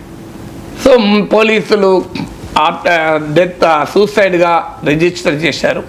కానీ పేరెంట్స్ మాత్రం ఈ సూసైడ్ కాదు అని వాళ్ళు సెకండ్ అటాప్సీకి వెళ్ళారు, ప్రైవేట్ అటాప్సీకి. సో వెళ్ళి గాయాలు ఉన్నాయి క్లియర్గా. ఆ అపార్ట్మెంట్ మొత్తం చిందరవందరగా పడింది. సో ఆయన రక్తపు మరకలు ఉన్నాయి. సో ఆయన రెసిస్ట్ చేశాడు అంటే ఇది సూసైడ్ కాదు అని పేరెంట్స్ అనుమానం. వాళ్ళు అందుకే ఇది శాన్ ఫ్రాన్సిస్కో పోలీసు డబ్బులకు తిని మన దగ్గర ఎలాగైతే ఈ విమర్శలు ఉంటాయో సో అవినీతికి పాల్పడి ఈ కేసును ఇది కోల్డ్ బ్లడెడ్ మర్డర్, ఈ మర్డర్ను కాస్త సూసైడ్గా దీన్ని ప్రొజెక్ట్ చేస్తున్నారు అంటూ వాళ్ళు వాదించారు. వాళ్ళు ఇప్పుడు మీరు అన్నట్లు సుచిర్ బాలాజీ మదర్ ఓపెన్గానే స్పందించారు. దీనిపైన FBI federal bureau of investigation FBIతో విచారణ జరిపించాలి అని డిమాండ్ చేశారు. సో ఇక్కడ ఇలాన్ మస్క్ ఎంటర్ కావడంతో ఇది కొత్త డైమెన్షన్ తీసుకుంది. ఇలాన్ మస్క్ కూడా FBI ఇన్వెస్టిగేషన్ జరపాలి, it doesn't look like a suicide, ఇది ఆత్మహత్యలాగా కనిపించడం లేదు అన్నాడు. సో ఇవాళ ఇలాన్ మస్క్ అంటే నార్మల్ పర్సన్ కాదు, ఇలాన్ మస్క్ అంటే ట్రంప్ అన్నట్టే లెక్క. దాంతో ఇప్పుడు FBI విచారణ జరపవచ్చు అని. ఇలాన్ మస్క్ ఏంటంటే ఓపెన్ ఏఐతో పంచాయతీ కూడా ఉంది. ఈ 2018లో ఇది ఓపెన్ ఏఐ స్టార్ట్ అయినప్పుడు సామ్ ఆల్ట్మ్యాన్ ఈ ఓపెన్ ఏఐ ఫౌండర్తో మీకు ఇలాన్ మస్క్ కూడా కలిసి దీన్ని ప్రారంభించాడు. కానీ మధ్యలో వాళ్ళకి విభేదాలు వచ్చి ఇలాన్ మస్క్ వెళ్ళిపోయాడు. Elon Musk even open AI మీద కోర్టులో కేసు కూడా వేశాడు. సామ్ ఆల్ట్మ్యాన్ పైన కూడా అనేక రకాల విమర్శలు కూడా ఉన్నాయి. సో ఇప్పుడు ఈ సుచిర్ బాలాజీ అనేది ఆత్మహత్య కాదని తల్లిదండ్రుల వాదన.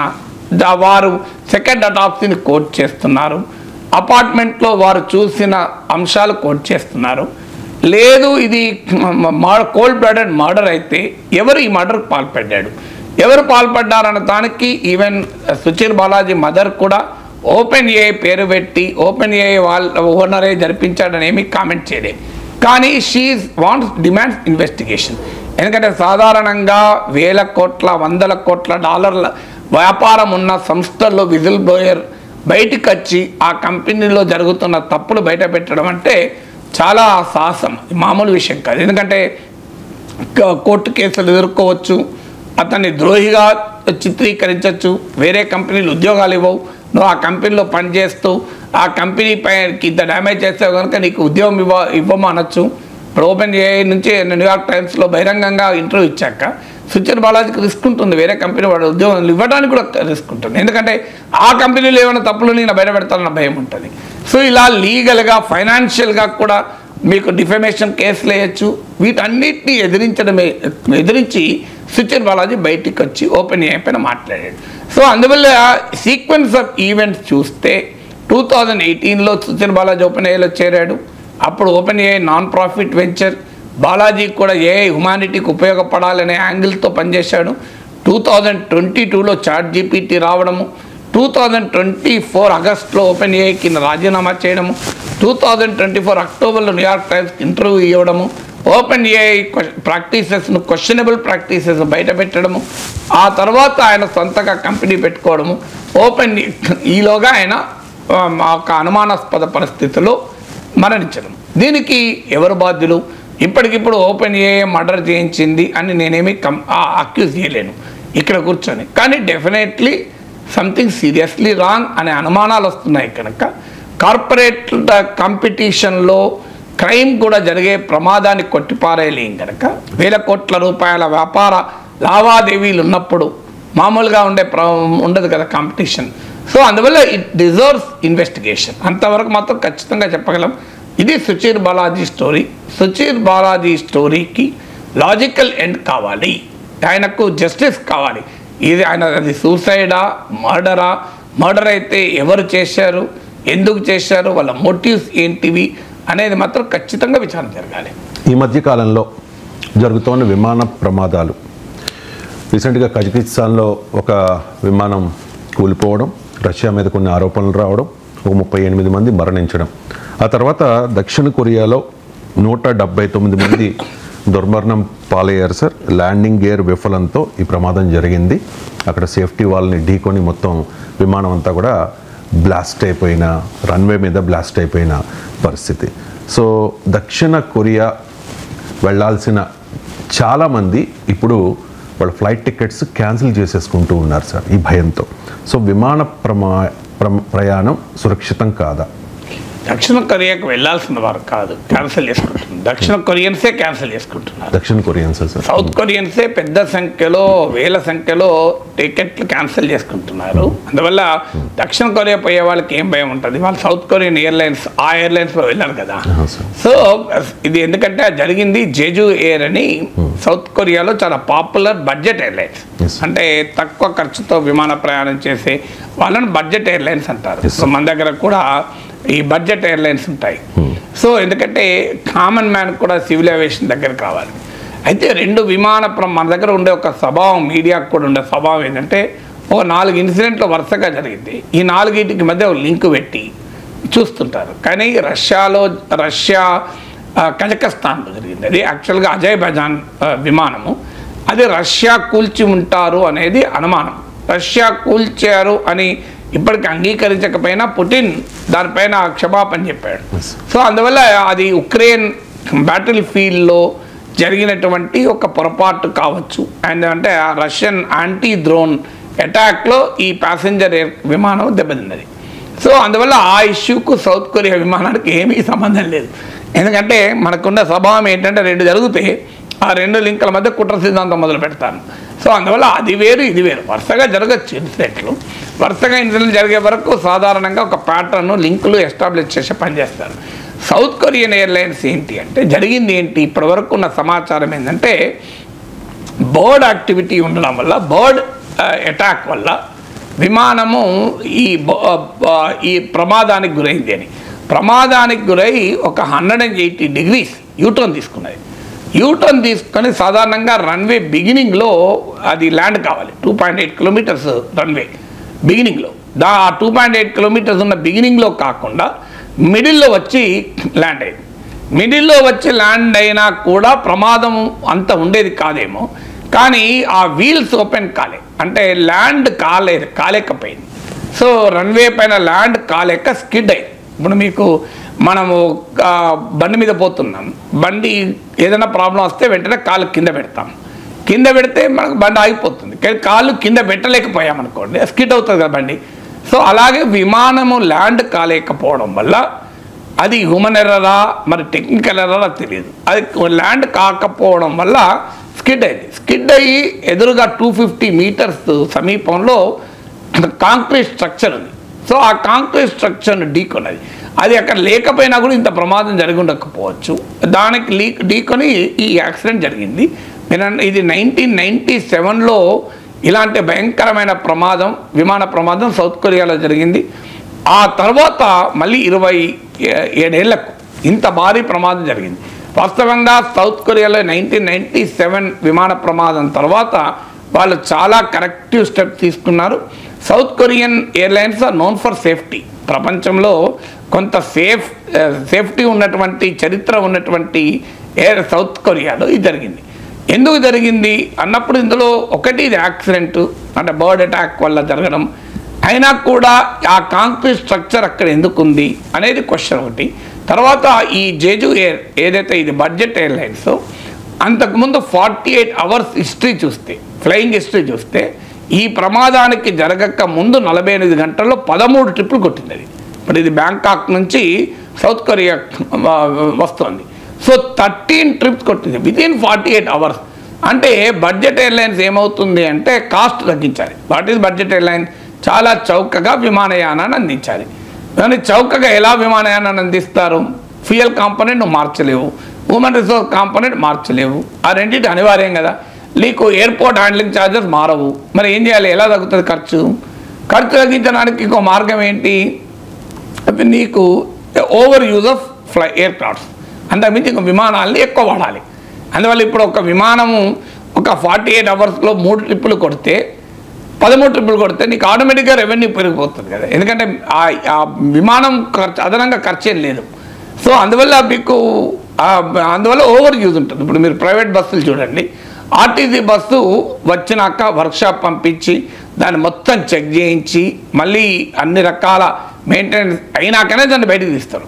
అదే ప్రైవేట్ బస్సులో యాక్సిడెంట్లు ఎందుకు జరుగుతాయి ఆర్టీసీతో పోలిస్తే ఎక్కువ? కారణం ఇది over use of bus, over use of driver కూడా.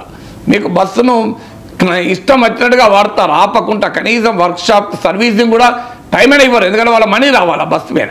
అలాగే వర్కర్ను కూడా కంటిన్యూ రెస్ట్ లేకుండా తిప్పుతారు, ఎందుకంటే మనీ కావాలి.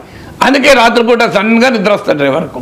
సో ఎలాగైతే ఒక బస్ యాక్సిడెంట్లో ఓవర్ యూజ్ ఆఫ్ బస్ కానీ ఓవర్ యూజ్ ఆఫ్ డ్రైవర్ కానీ ఎలా యాక్సిడెంట్లకు దారి తీస్తుందో, మీకు ఇక్కడ కూడా బడ్జెట్ ఎయిర్లైన్స్ అయ్యే వరకు ఏమవుతుందంటే నీకు ఆటోమేటిక్గా ఖర్చులు తగ్గించుకోవడానికి ఓవర్ యూజ్ జరిగిందా అనేది ఇంకో అనుమానం.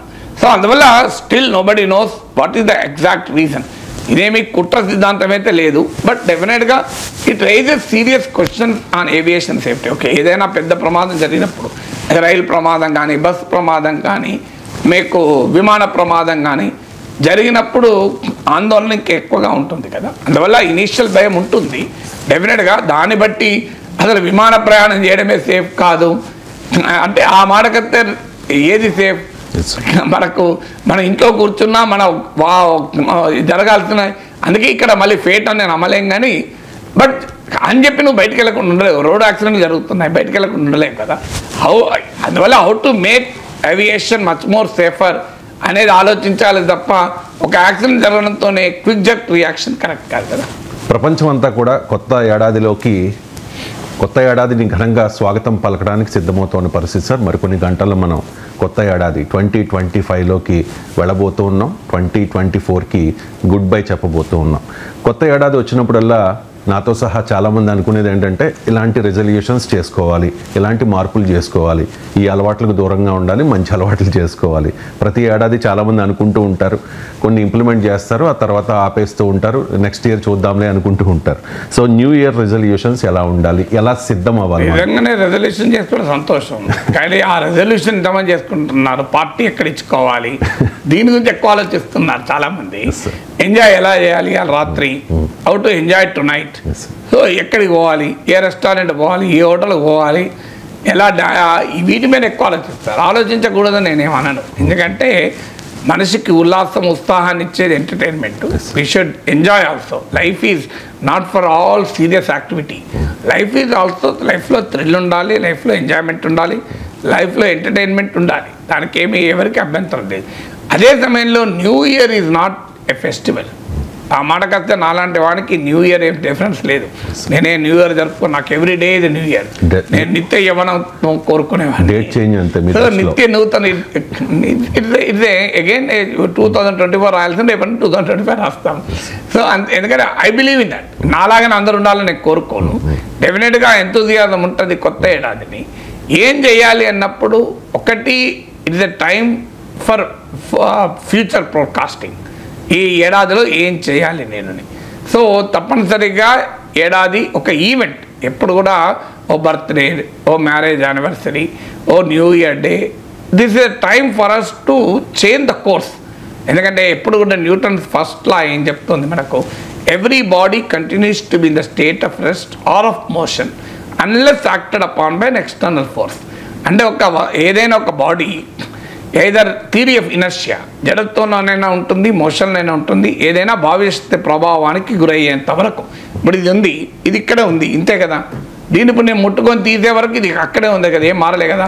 నేను మళ్ళీ ఇలా అంటున్నాను, మళ్ళీ ఏదన్నా ఇక్కడ నేను పెడితే తప్ప పోదు కదా. అందువల్ల ఇది నేచర్, ప్రకృతి యొక్క స్వభావం. అందువల్ల మనం ఒక న్యూ ఇయర్ కూడా ఒక ఎక్స్టర్నల్ ఫోర్స్ లాగా ఉపయోగించుకొని మనము ఈ జడత్వం నుంచి ఎలా బయటపడాలి అంటే, ఒక రొటీన్ మోనోటోనస్ లైఫ్ నుంచి ఒక ప్రిడిక్షన్ ఏంటి, ఒక ఫోర్కాస్ట్ ఏంటి, అది కూడా రియలిస్టిక్. నేను $1 బిలియన్ సంపాదించాలంటే అయ్యేది కాదు కదా, నేను యూనికార్న్ పెట్టాలంటే అయ్యేది కాదు. So what is ahead for you in the next 1 year? ఈ నెక్స్ట్ 1 ఇయర్లో నీకు వచ్చే ప్రాస్పెక్ట్స్ ఏంటి, నీకు వచ్చే ఛాలెంజెస్ ఏంటి, నీవు ఏ ఎక్స్పెక్టేషన్స్ పెట్టుకోవచ్చు, ఆ ఎక్స్పెక్టేషన్స్ పెట్టుకోవడానికి సక్సెస్ సాకారం చేయడానికి ఏం చేయాలి. ఇప్పుడు సత్యానాథలో ఒకసారి హైదరాబాద్ వచ్చినప్పుడు అంటాడు, have a dream, chase it, constantly improve to achieve that అంటాడు. అంటే ఒక కళ కనండి, ఆ కళను వెంటాడండి, వెంబడించండి, ఆ కళ సాకారం అయ్యేందుకు నిరంతరం మెరుగుపరచుకోండి అంటాడు. సో అందువల్ల what should I do in the next 1 year? ఇది మొదటిగా మనం ఆలోచించాలి. నెక్స్ట్ ఈ what should be done next year దేనిపైన ఆధారపడి ఉంటుంది, what have you done last year పైన ఆధారపడి ఉంటుంది. అంతకుముందు ఏడాదిలో నువ్వు ఎదుర్కొన్న సవాళ్ళు ఏంటి, అంతకుముందు ఏడాదిలో నువ్వు పెట్టుకున్న లక్ష్యాలు ఏంటి, ఆ లక్ష్యాలను సాధించగలిగావా, సాధించలేకపోతే అది నీ లోపమా, బాహ్య పరిస్థితుల ప్రభావమా, దానికి నీ అంచనాల తప్ప లోపమా. సో ఇలా మనం ఒక్కసారి వెనక్కి వెళ్ళి ఆ లాస్ట్ 1 ఇయర్ మీరు ఒక్కసారి ఆలోచించుకోవాలి. మీరు ఎంత ఎంజాయ్ చేయండి, నాకే అభ్యంతరం లేదు, రాత్రంతా ఎంజాయ్ చేయండి, మార్నింగ్ లేట్గానైనా లేవండి, లేచాక రేపు ఒక్కరోజు ఒక అర్ధగంట ఎవరితో సంబంధం లేకుండా వీలైతే 1 గంట సేపు మీరు ఒక్కరే కూర్చోండి. వెళ్ళి ఒక చెట్టు కింద కూర్చోండి, ఒక గ్రౌండ్లో కూర్చోండి, ఒక గార్డెన్లో కూర్చోండి, మీ బాల్కనీలో కూర్చోండి, ఏం లేకపోతే ఇంట్లో తలపెట్టుకుని కూర్చోండి. స్వామి వివేకానంద ఒక మాట అంటాడు, చాలా గొప్ప మాట అంటాడు, మీతో మీరు కొంచెం సేపు అయినా మాట్లాడుకుంటే మీ వ్యక్తిత్వం పూర్తిగా మార్పు చెందుతుంది అని. మనతో మనం అందరితో మాట్లాడుతుంటాం. So spend a time for yourself. ఒక ½ అన్ అవర్ 1 అవర్ టైం తీసుకొని నేను చెప్పిన ఈ ఎక్సర్సైజ్ చేయండి. ఈ నెక్స్ట్ 1 ఇయర్కు ఏంటి, what are my goals, what are my expectations, దీంట్లో ఇది అచీవ్ అయ్యటానికి నాకు ఉండే ఛాలెంజెస్ ఏంటి, నేను ఏమి ఫోర్కాస్ట్ పెట్టుకోవాలి, ఏమి ప్రిడిక్షన్ చేసుకోవాలి. ఇది జరగాలంటే వెనక్కి వెళ్ళండి, లాస్ట్ ఇయర్ని ఇంట్రాస్పెక్ట్ చేయండి, ఎక్కడ గ్యాప్స్ ఉన్నాయి. ఈ ఇయర్లో నాకు ఎంప్లాయ్మెంట్లో నేను పెరగాలి అనుకో, ఏ సాఫ్ట్వేర్ నేర్చుకోవాలి, ఏ లాంగ్వేజ్ స్కిల్స్ నేర్చుకోవాలి, ఏం చేయాలి, నేను ఏ ఇన్వెస్ట్మెంట్ను నేను ఏర్పాటు చేసుకోవాలి, నేను ఏ క్వాలిఫికేషన్ను ఏ ట్రైనింగ్ను పొందాలి, నేను ఏం చేయాలి, what did I not do it in the last year and what should I do in this year. నేనే ఉన్నాను, నేను లాస్ట్ 1 ఇయర్లో నా యాక్టివిటీలో ఏంటి, నేనేం చేశాను, ఫ్యామిలీతో ఎక్కువసేపు గడపలేదు అంటే ఈ ఇయర్లో నేను ఫ్యామిలీతో ఎక్కువసేపు గడపాలి, వర్క్ లైఫ్ బ్యాలెన్స్ కొరకు. లేదు నేను నా యూట్యూబ్ జర్నీలో నేను ఈ అంశాలపైన, ఎకానమీ పైన వీడియోలు పెంచాలి, లైఫ్ గురించి వీడియోలు పెంచాలి, ఇంటర్నేషనల్ గురించి వీడియోలు పెంచాలి. ఎందుకంటే లాస్ట్ ఇయర్ ఇది మొత్తం ఎలక్షన్ ఇయర్. సో అనివార్యంగా పాలిటిక్స్ డామినేట్ చేశాయి నా యూట్యూబ్ జర్నీ. లాస్ట్ 1 ఇయర్ నా మీడియా జర్నీ, టెలివిజన్ జర్నీలో ఆటోమేటిక్గా నీకు పాలిటిక్స్ డామినేట్ చేశాయి. ఎందుకంటే మీకు డిసెంబర్ అంటే 2023 డిసెంబర్లో Telangana elections, followed by Lok Sabha elections, Andhra elections. So last 1 year 12 months, 13 months, 14 months was predominantly political domination ఉంది. సో అక్కడి నుంచి మీరు గమనిస్తే ఈ ఇయర్ బిగినింగ్ కాకముందే నేను మొదలుపెట్టాను, కాన్షియస్గా మొదలుపెట్టాను. ప్రజలు ఖర్చులు ఎందుకు తగ్గించుకుంటున్నారు, మధ్యతరగతి ఎందుకు ఖర్చు తగ్గించుకుంటుంది, మీకు యువత దారి ఎందుకు తప్పుతుంది, ఇలా ట్రెండింగ్ టాపిక్స్ పైన, అంటే సమాజానికి జరుగుతున్న లోపాలని పరిష్కరించడం ఎలా, ఇలా అనేక అంశాలపైన మాట్లాడతాను. అంటే ఇది ఒక లాస్ట్ 1 ఇయర్లో నా కంటెంట్లో, నా మీడియా జర్నీలో పాలిటిక్స్ అనివార్యంగా డామినేట్ చేసింది. నా తప్పు కాదు అది, ఎందుకంటే దట్ వాజ్ ద కాంటెక్స్ట్ కనుక. ఈసారి పాలిటిక్స్ అనివార్యంగా ఉంటుంది. It's a part of my media journey. నేను బేసికల్గా పాలిటిక్స్ మాట్లాడకుండా ఉండలేను, కానీ I should concentrate more on economic topics, I should concentrate more on social topics. ఇది ఆల్రెడీ మీకు ఇయర్ మొదలు పెట్టక ముందే మీరు గమనిస్తే లాస్ట్ 15 రోజుల్లో, లాస్ట్ 1 మంత్లో చూస్తే కాన్షియస్గా ఇవన్నీ పెంచాను. ఎందుకు పెంచాను? This is what I have to learn. Learning and unlearning is a constant activity.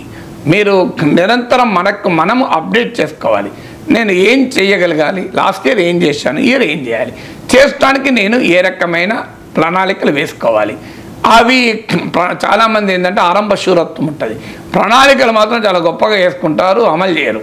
So health రీత్యా ఎలా ఉండాలి, లాస్ట్ 1 ఇయర్లో నువ్వు సరిగా ఎక్సర్సైజ్ చేయలేదనుకోండి, యోగా చేయలేదనుకోండి, ఈ ఇయర్లో కనీసం నేను ఒక ½ an hour 1 hour I will spend for my health. చాలామంది ప్రొఫెషనల్ నెగ్లెక్ట్ చేసేది ఇక్కడే. చాలా టాలెంటెడ్ ప్రొఫెషనల్స్ కూడా వాళ్ళు ఎట్లా వర్క్ చేస్తారంటే హ్యూమన్ బాడీని పీల్చి పిప్పి చేస్తారు. అప్పుడు సౌత్ కొరియాలో జెజు ఎయిర్ లాస్ట్ 48 అవర్స్లో 13 ట్రిప్పులు కొట్టింది. ఇప్పుడు అదే పెద్ద చర్చ నడుస్తుంది. అంత ఓవర్ యూజ్ కావడం వల్లనే ఈ యాక్సిడెంట్ జరిగిందని. మనం కూడా మన శరీరాన్ని ఓవర్ యూజ్ చేసుకున్నాం అనుకోండి, మన మైండ్ని ఎక్సెసివ్ యూజ్ చేసుకున్నాం అనుకోండి, ఏం జరుగుతుంది? మన టోటల్ ప్రొడక్టివిటీ లాస్ అవుతుంది.